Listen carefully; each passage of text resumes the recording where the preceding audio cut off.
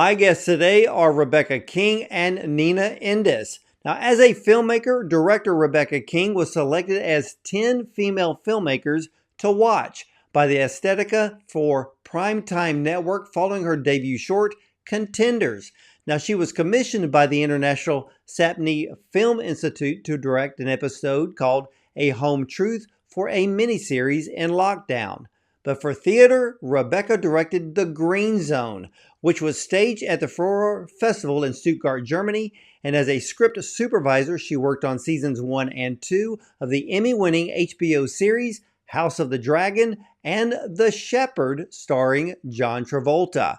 Now, lead actress and producer Nina Endis has won numerous awards for her work, and she was recently seen in the psychological thriller The Box, as well as Mrs. Sindhu Investigates.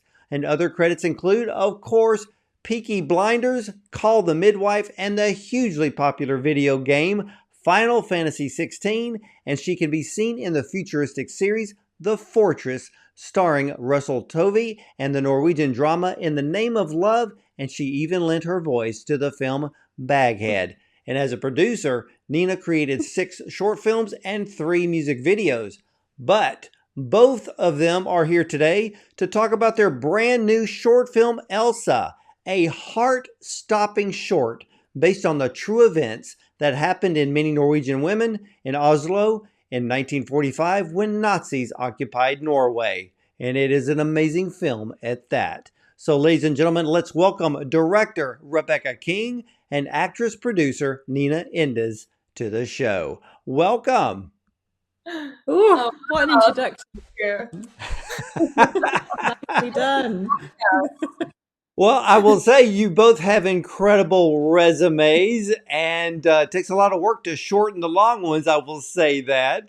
But it is an absolute honor to have both of you here.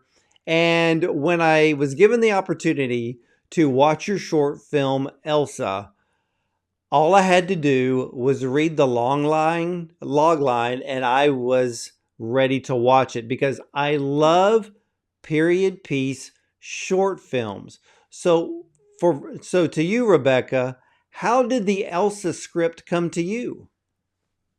Oh, firstly, I love that you love period piece short films because that was daunting to me actually personally.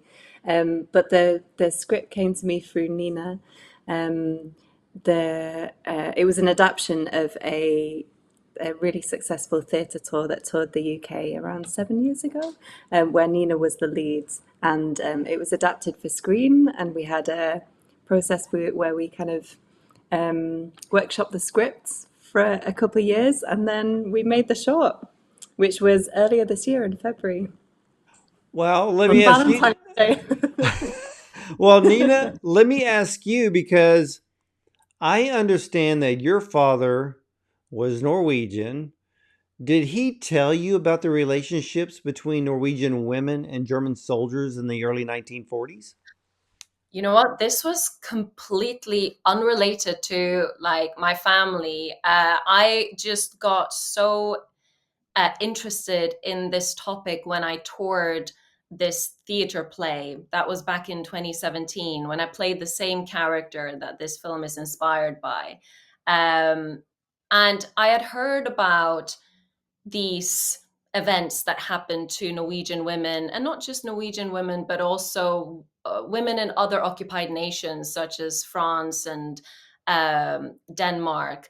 I had heard about this, and then I was given the role to portray on stage. And so I kind of dived into her world and got fascinated.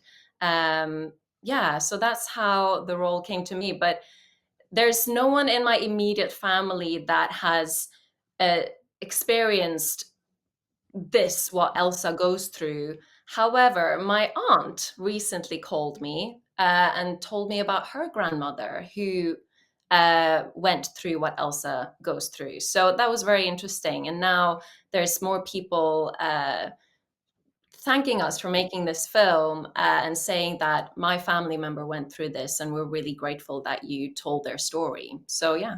Yeah, for a short film that is almost 11 minutes long, I bet I spent a couple of hours alone reading the backstory of what had gone on in 1945 when the Nazis invaded Norway. And you also alluded to the fact that the Nazis also invaded Denmark.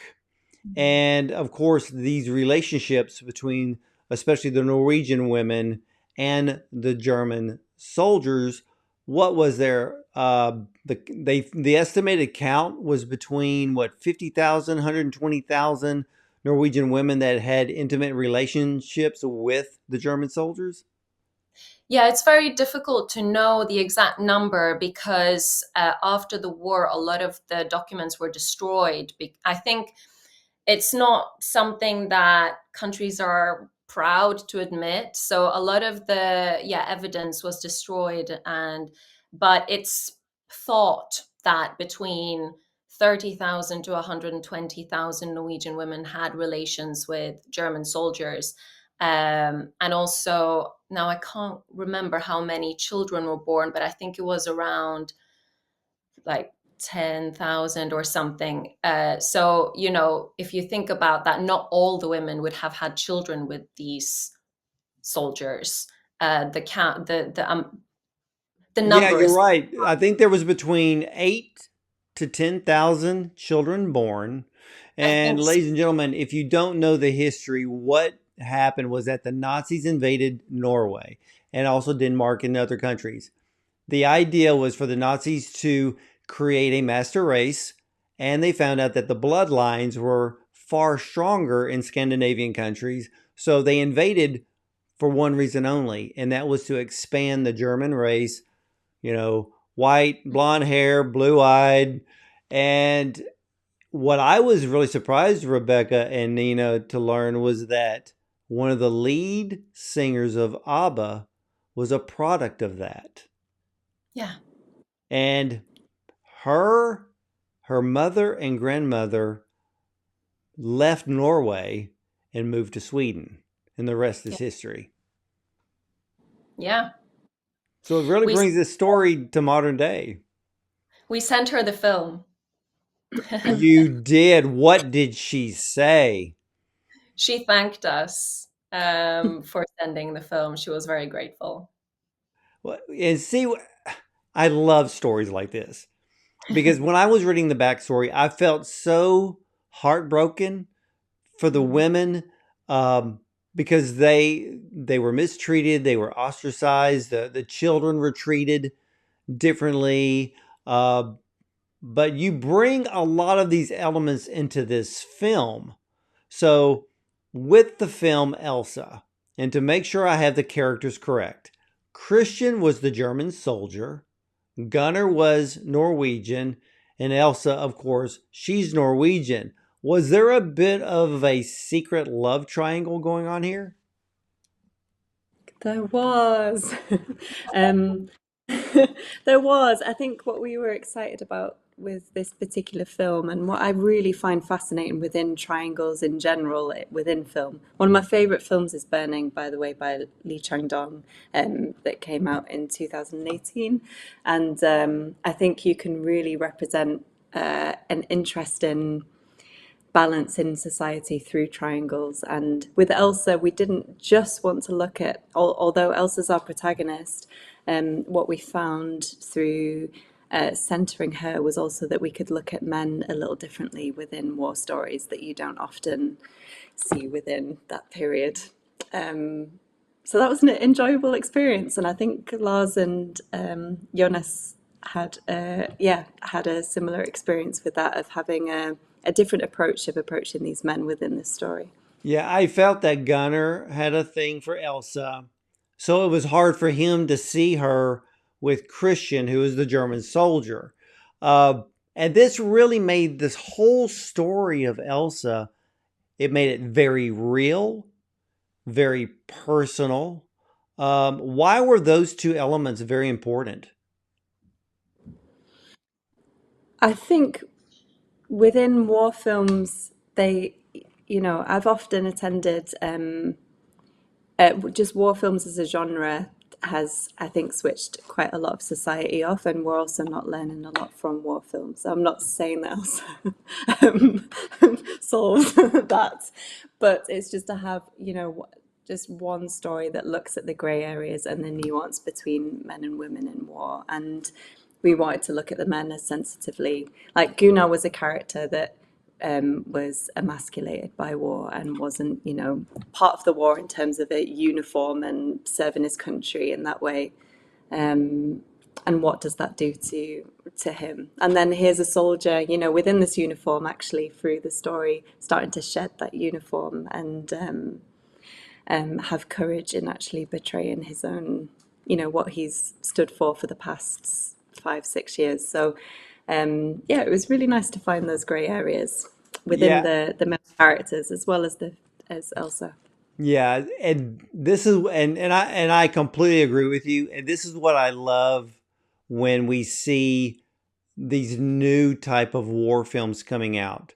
They're starting to explore different themes within the war setting. One of my favorite war films is Das Boot, but only the German version, not the Americanized version. Whoa. The original version, to me, was the first time that I'd ever seen a war film that gave the perspective from the other side. And it was spectacular.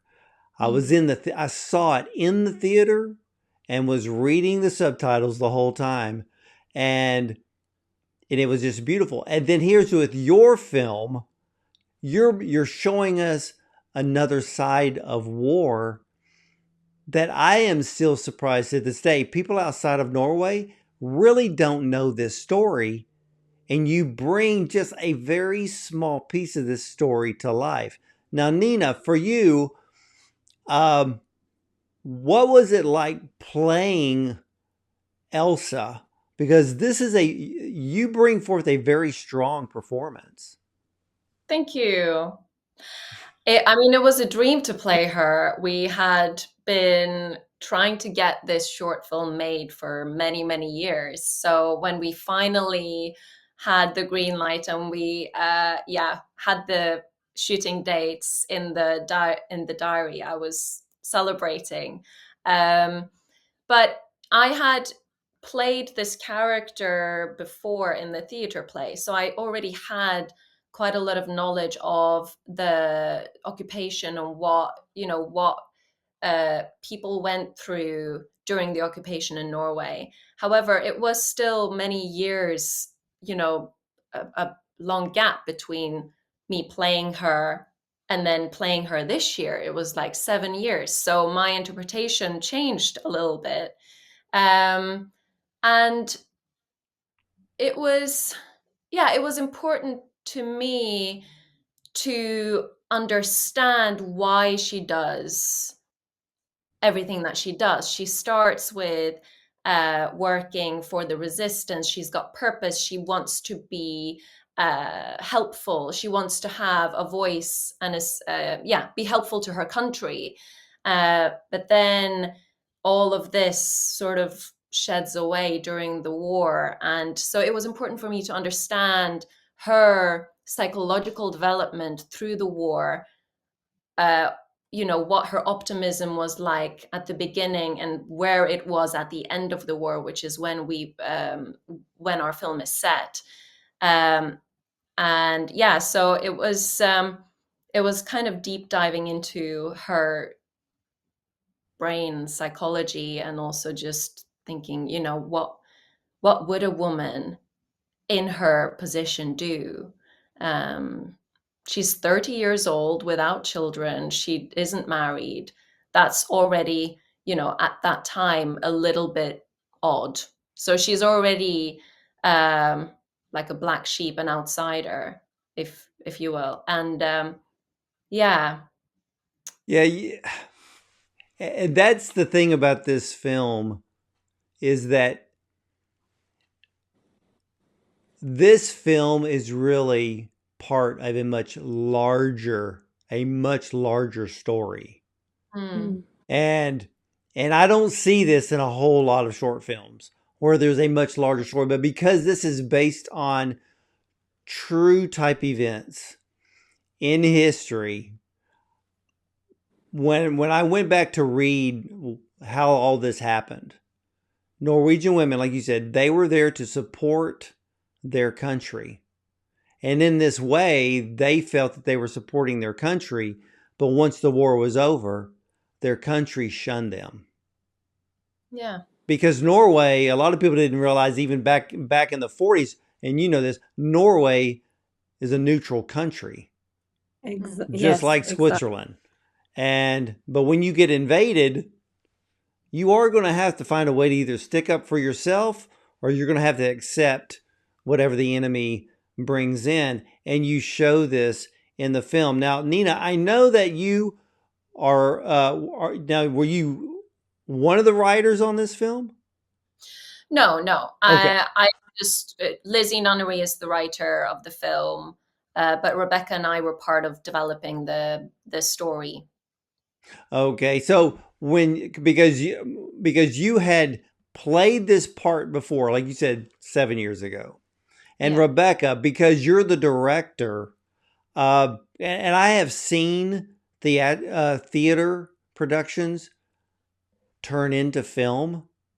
Um, and in this case, I guess it was a bit, went from theater production to film. As a director, uh, did you ever see the theater production to compare I or didn't. to pull elements from? As much as I've supported Nina through most of her career, this is a show I never saw. Miss But out. I will say our rehearsal process did have, because one thing about this film, it's very confined and it's within, mostly one small space. It's mostly within Elsa's bedroom and a hallway, and you've got this short amount of time, yet you're representing these huge themes. So we did have quite like a theatrical way of going about rehearsal because I've got a theatre background and I love movement. So a lot of myself, Nina did a huge deep dive into Elsa's psychology. So came like prepared into the rehearsal space and then literally within my flat, we we went through exercises to really push Elsa physically. Because even though it's a small film, she goes through quite a lot physically, I think, and it was nice to kind of like push the actors to do that in a short space of time. Yeah, and this is a question for both of you because when Christian was in Elsa's room waiting for her at the very beginning of the film, he was asking about what she did for a living at that moment, and I didn't catch it the first time I watched it, but after a few times, and I was going back through each scene, looking at it, listening, seeing the reactions. At that moment, have they ever met?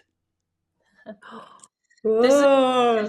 Because, question. and the reason I ask is, normally he would have already known what she did for a living. So I'm thinking, okay, if the Germans invaded Norway, was this their first meeting?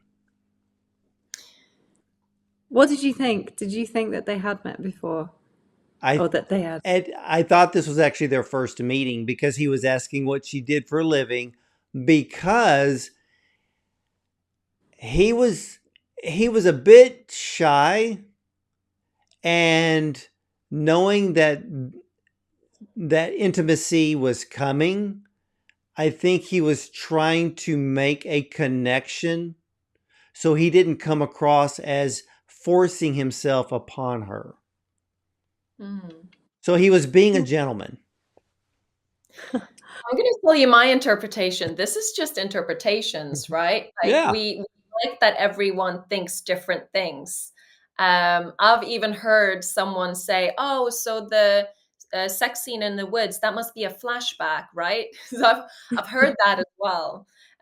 So it's interesting to hear everyone's interpretations. What I thought when I was preparing for the scene was that Christian had been stationed in her area. So they hadn't necessarily spoken before, but they've seen each other around. So hence there is an attraction there straight away. Um, that was kind of the thought that I was playing with, because it's quite a short period of time for Elsa to, see the threat in her room. There's a Nazi soldier in her room, to then go out and have sex with him in the woods. So for me, I had to make that believable in my own head. But I know Rebecca and I, we had many discussions about this, and I know that you also had different Discussions thoughts. or fights. Well, yeah, 'cause I didn't think the sex scene was a flashback. Great. No, Yeah, I didn't no, think no. of it all. But because of the sex scene, did you have an intimacy expert on set? We Yes. did. Jade Somerville was our intimacy coordinator. Yeah, who did a fantastic job. And just for the record, I think it's them meeting for my dream would be that it's them, yeah, speaking for the first time and they don't know each other, and it's purely, it's purely not a long building attraction to find the reason of why they connect, but actually just the state he's in at the end of the war. Looking at Elsa's, because she's a a teacher like him, seeing all of these innocent drawings and actually just going, what have I been part of this war for? And like the soldiers starting to shed there, and actually connecting with Elsa just as a teacher and starting to help with her in that way, rather than like, yeah, that's Well, that's yeah, me. part It's of the good to have. magic, of the short film was how you were able to take Christian and slowly peel back these layers from the beginning of the film to the very end. And that's what really made this film. It's beautiful. It's shocking. It's heart-wrenching, because after I watched it, I'm like, I need more. I need more of this story, because a film that technically is, if I can remember correctly, 10 minutes, 53 seconds long. Oh, I think it's 17. Yeah, it is like, there's so much to this. But one of the scenes I had to play over and over again because I couldn't quite figure it out. So both of you are going to have to help me here. Okay. The woman outside in the courtyard. I watched that scene. I'm not gonna give it away, but I was trying to wrap my head around as to why the German soldier was yelling at her, threatening to shoot her. Did he think she was cheating on him or sleeping with other German soldiers and he got jealous? Another great question, because it's such a flash of a scene. So it is, no, it is good to pick up on that. Like, for us, that woman was actually just a like a short flash, like a mirror of Elsa and Christian's relationship, where there is this Norwegian woman and a German soldier. She's also part of the resistance. This doesn't necessarily come through in the dialogue, and there's this like, I guess Ye- there is there is a risk also for the German soldier with these Norwegian women when they're part of the resistance as well. And just to show the parallel of how Christian responded to Elsa and how this German soldier responded to that woman, it's like a mirroring of that relationship and that one. Yeah, that was a very, very powerful scene. And Nina, you, your reaction as Elsa when you hear the commotion outside. I mean, the look on your face, and then when Christian comes, I mean, you're basically cowered into the corner, just in total shock. And of course, he continues to apologize because he felt like, I didn't do anything, or he says, I couldn't do anything. Because, and see, Rebecca, that's where it plays in, where you're peeling these layers off of him, where as a man and then without the uniform, he would have ran down there and stopped it. Aye. But it was the uniform that stood in the way. Mm. Oh, beautifully said. Yeah, that is beautiful. That was a very powerful, that to me, that was the scene that on the day of the shoot I was most like nervous about, because um there's a shift there.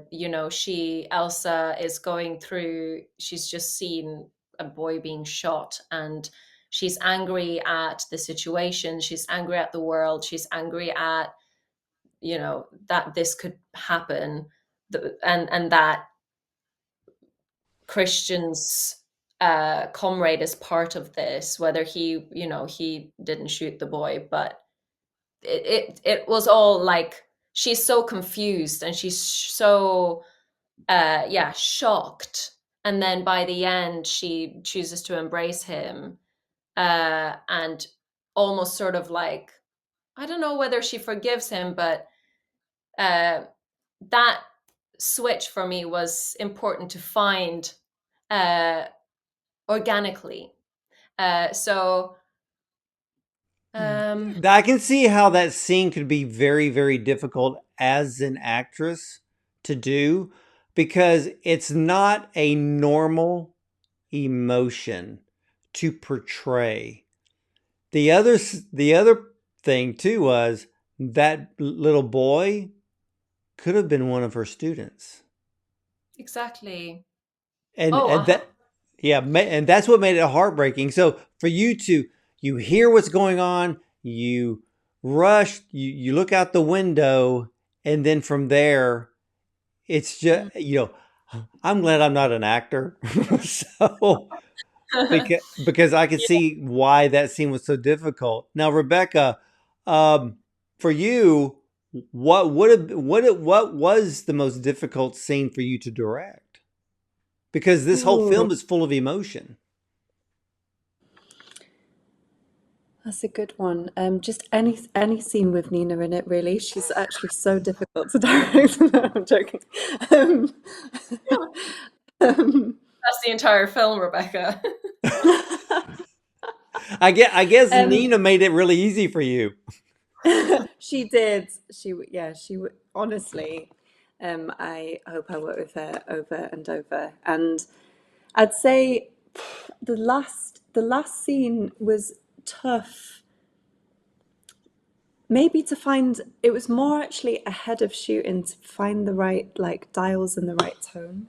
And actually, we did film that scene quite quickly. I think it was the second thing we shot. Jonas had to fly back that first shoot day. We had a short time to do it. Nina had a hairpiece that we had like one chance at cutting, and yeah, so I guess that one I went in with trepidation, and also just finding the right tone, because what we didn't want was for a femme boss ending where this woman kind of like, again wanted to find nuance between two Norwegian neighbors that both kind of actually both want the same thing, and one of them has misstepped, and we have a opportunity to look at Elsa's step of true courage against what we usually think courage is in war. Well, Um, and that's what I liked when I watched it. I looked at Elsa as being a strong, confident woman. And if she was 30 years old at the time and no children, she was an ambitious woman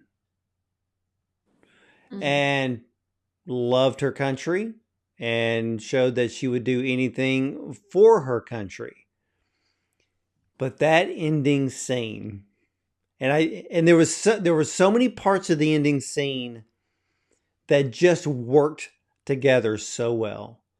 You had you had Gunner coming in, who was literally in fear of what she asked him to do. He was also in fear of what is going to happen to Elsa after the fact. The war is over. You could hear the sound of the crowd outside.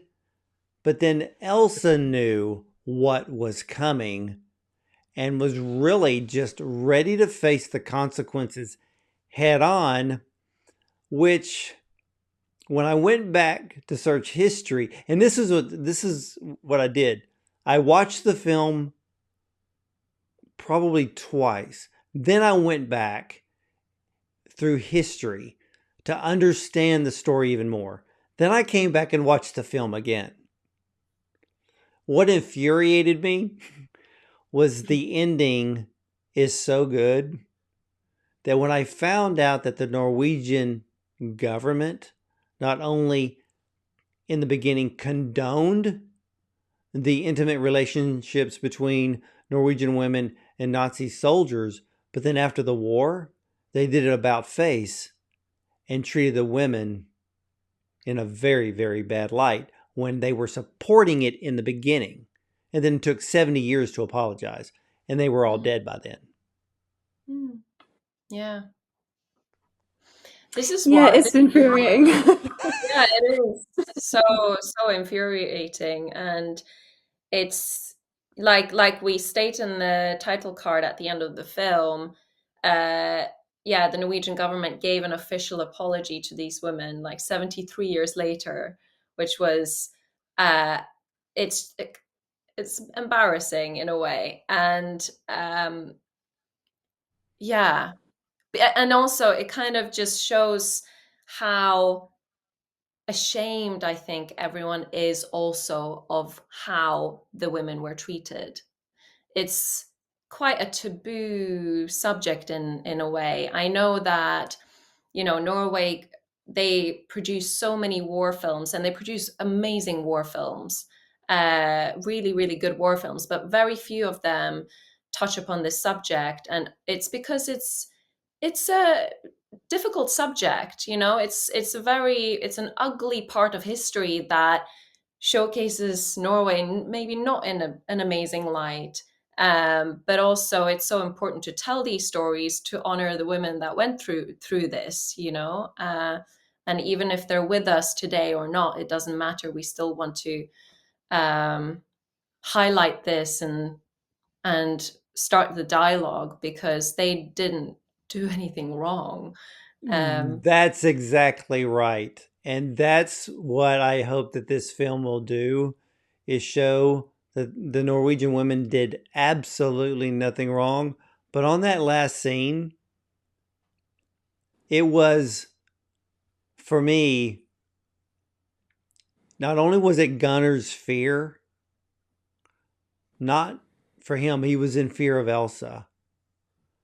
And then Elsa, and the look on her face, the tears in her eyes, and then the camera movement moving from the side to where you see Gunnar take the scissors, and everything just fits so well, and it was shot so beautifully. That moment, I mean, it just rips your heart out. I Rebecca. That's credit to Adam Singodi, cinematographer, and Lauren Taylor in production design. We had an amazing crew, and but Nina in that performance, because again, we had variations where Elsa, could shun Gunnar or get angry, or take matters into her own hands, or or be taken by the mob and surrender. But I'm proud of where we reached, where actually there was a softness in Elsa, where she offers an opportunity to Gunnar to just take accountability. And there's all the what I love about Nina's performance, and it's just there's even a small smile and a nod of encouragement, which I think is true courage. It's these small gestures that's true courage, not going in guns blazing.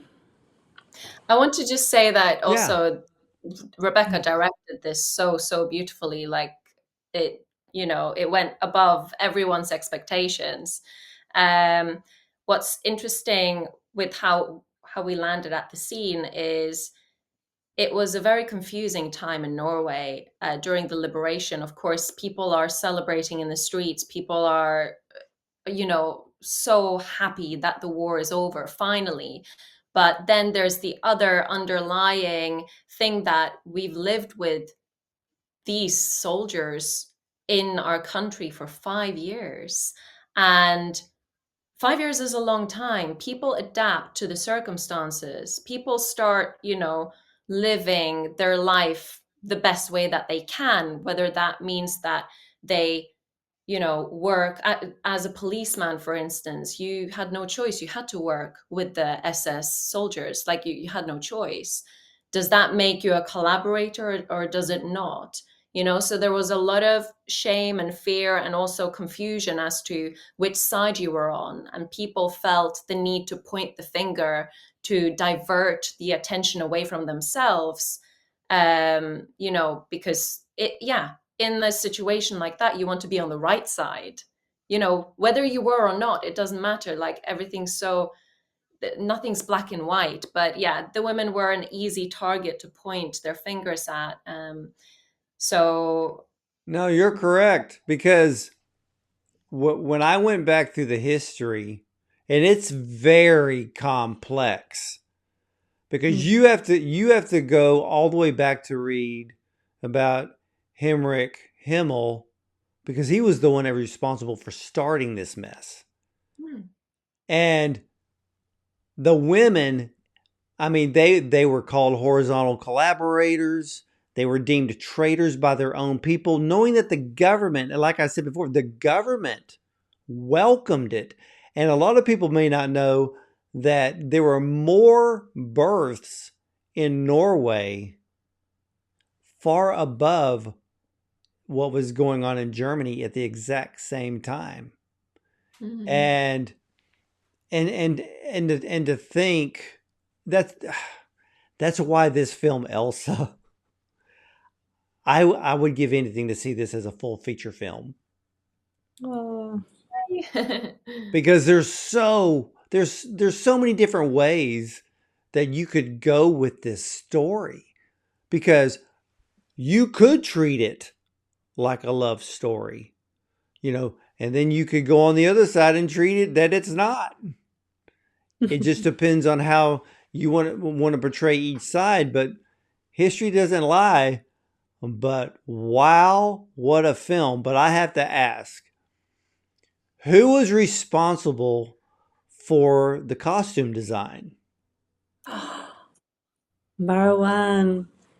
I love that you've brought that up because I think he's so talented. Yeah, Marwan was our costume designer, and um, I've worked with him before, where we both worked as behind camera on a Netflix show, and he was just so creative in he was within the costume department, but not the HOD. He was so creative, and I was in awe of what he did with little touches. And I just thought, you are such a costume designer.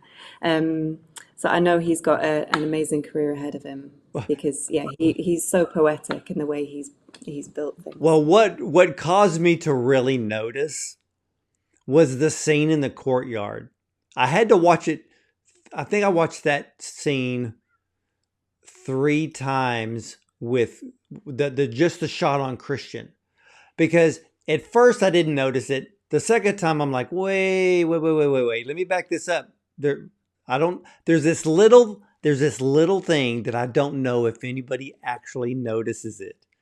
Christian is standing at the railing, and what he's doing, he's actually untying a handmade Norwegian flag, and he's rolling it up.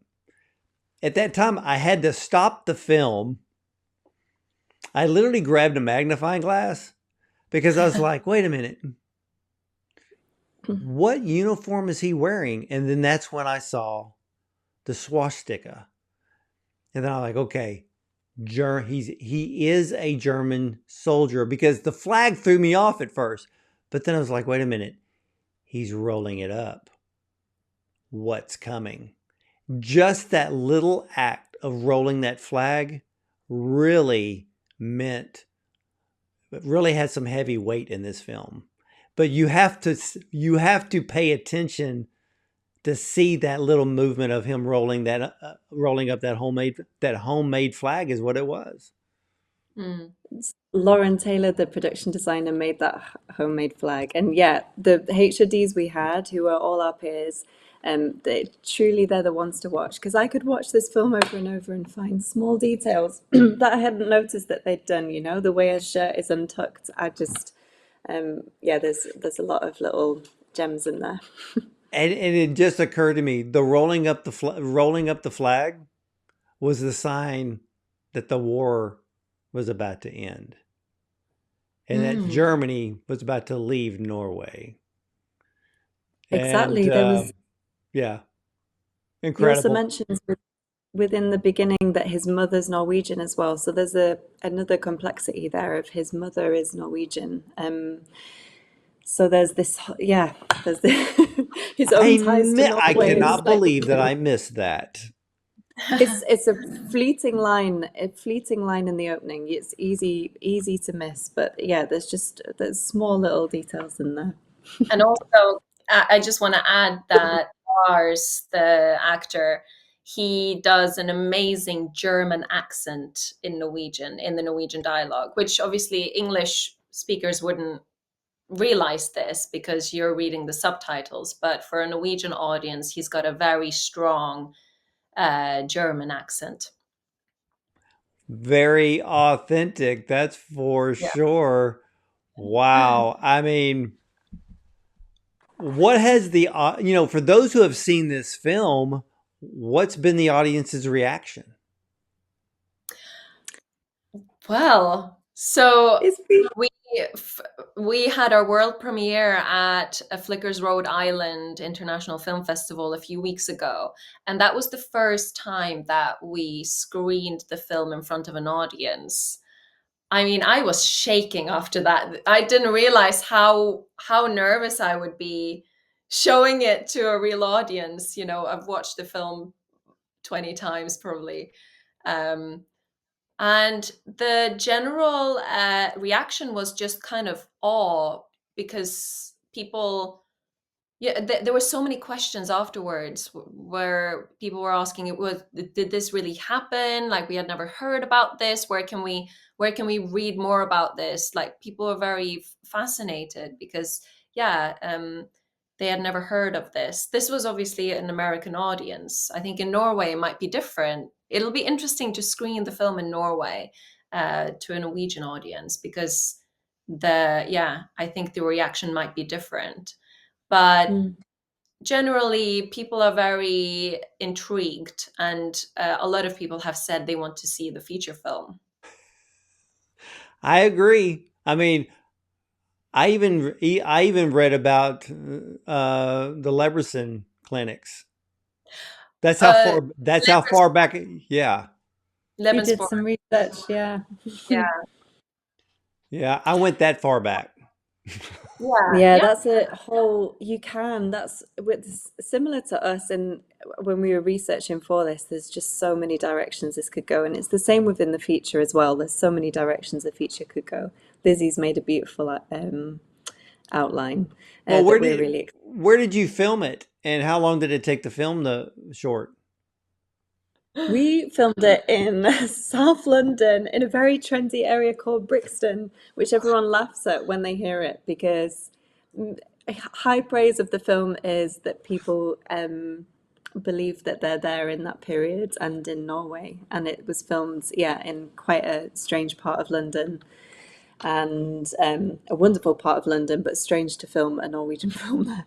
And then the forest was filmed in in North London. So not in Norway. Yeah. There was one shot filmed in Norway, and I'd like you to guess which one that was.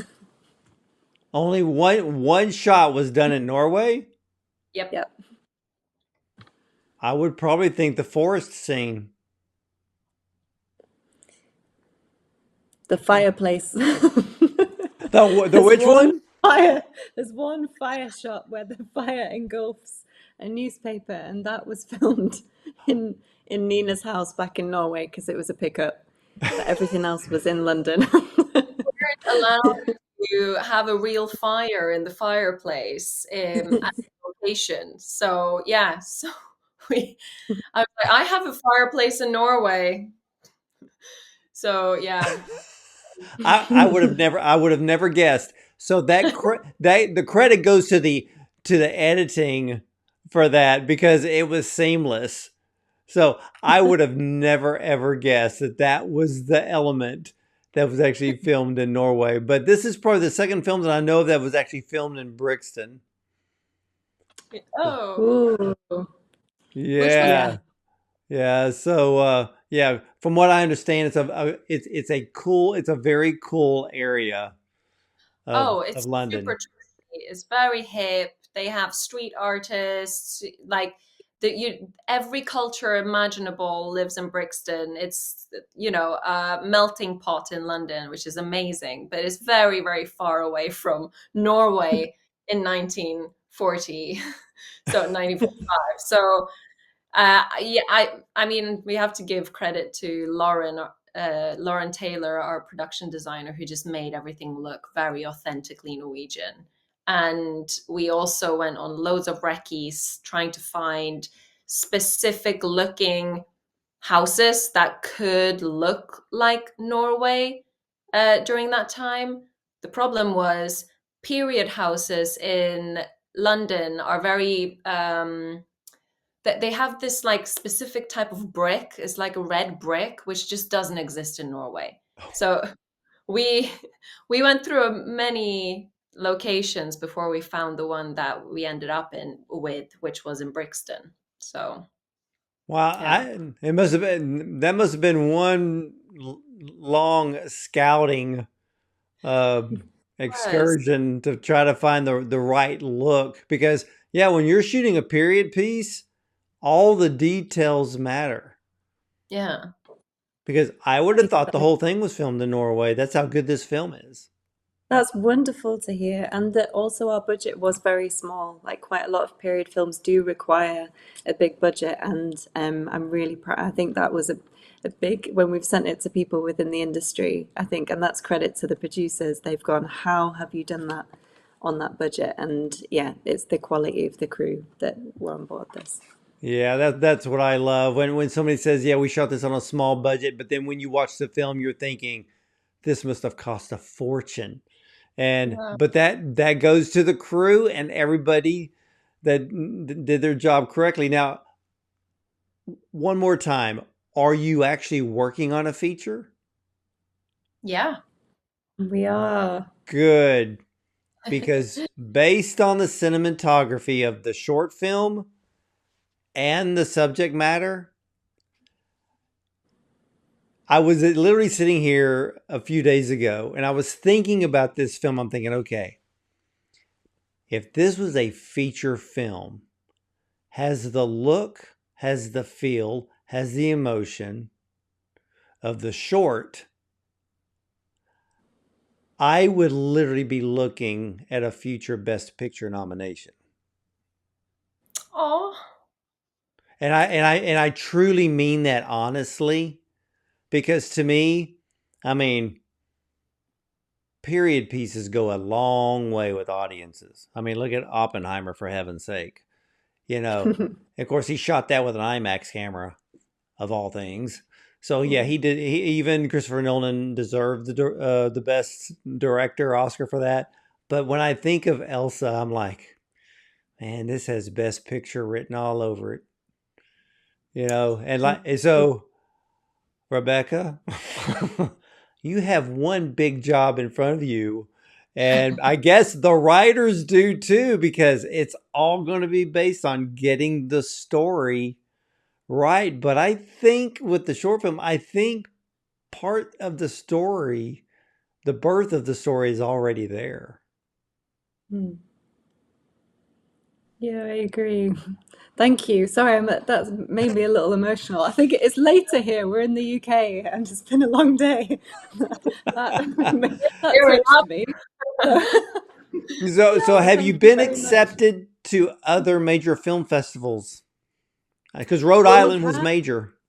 Yeah, Thank you very we're still much. waiting to hear. Yeah, we're waiting to hear back from many, many film festivals. So crossing our fingers that, yeah, that we'll get in, and yeah, so And that we'll be able to showcase the film. yeah, we're looking forward to, because the premiere was in the US, but we're really looking forward to sharing it in, yeah, UK audiences and also in Norway. Yeah. Now I really can't wait to hear what the Norwegian audience has to say Yeah. about this film. But Nina, I will say it again, you brought forth an incredible performance. Aw. I mean, there are films that when I see them, I kind of make a side note like, okay, up and coming actors need to watch this one so they can be better. And this is one of those films because this film has the complex scene that you talked about earlier that was difficult to shoot. And that's what makes actors better. Is when the situation is difficult and you're trying to figure out what emotion do I bring forth out of this? And you Mm. did. You did. Aw. You found it, and I guess Rebecca pulled it out, and we have proof on film. That means so much. That means so much coming from you. Yeah, thank you so much. You watch so many films and you review so many films. So yeah, hearing those words from you really yeah, it's like it's very inspiring. Like it's given me a bit like a what's the word I'm looking Well, for? we're inspired because of performances from people like you. And Oh, that's what makes cinema so great. And I will have to say, I am blessed on this side because I am sent films that are extremely high quality. Films that are, racing for an Oscar from qualification to the shortlist to the nomination and hopefully the win. So I am blessed on that side. So I don't get, I don't watch D-list stuff. yeah. and but Rebecca, has a full screenplay been written for the feature?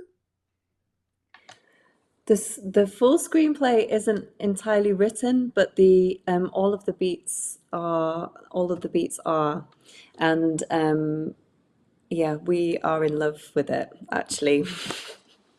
Yeah. We're Good. excited by it. Well, We're gonna start pitching this year. Yeah, we're signing up to a few pitches in November. So hopefully something will come out of it.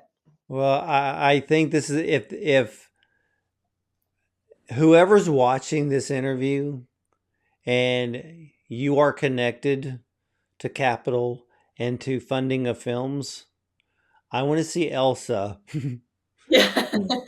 as a feature film. And I think, of course, we know what budgets for period pieces can be. So I'm sure a check of 50 to 100 million will probably have to be written. And which we would all be elated because this film needs to have a global release because there is just so much here that people will talk about a Mm. feature of this caliber, but you've already proven the concept with the short film. And so both of you have a very big job ahead of you.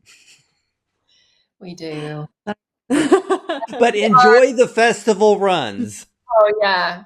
We're Very ready much. for this job. We're ready for this big job ahead. So Well, I applaud you. I support you with this film. And ladies and gentlemen, ELSA, Nazi occupied Norway, is the setting of this heart stopping short.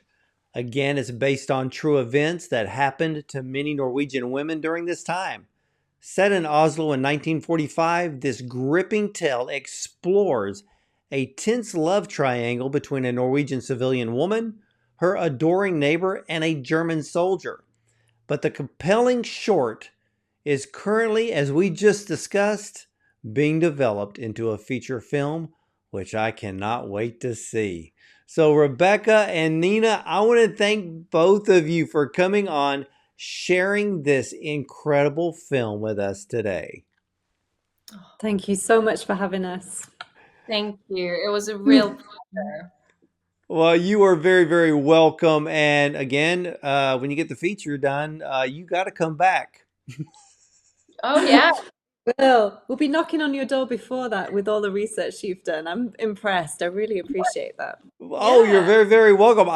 Yeah, there's a lot of research, but ladies and gentlemen, when you have the opportunity to see ELSA, sit in the theater. If you love going to film festivals and it's showing, you sit there, you watch this film, and you are going to be treated to, I guess I'll just call it cinematic glory, because that's what this short film is. But for all of you, I want to thank you for watching. I'll either see you at the movies or from the red carpet. Rutinesjekk.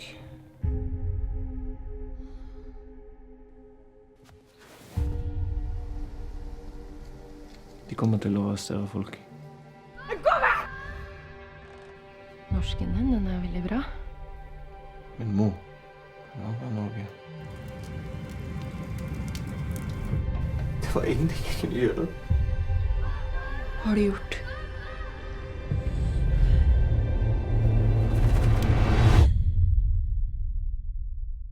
Det var du som gjorde det.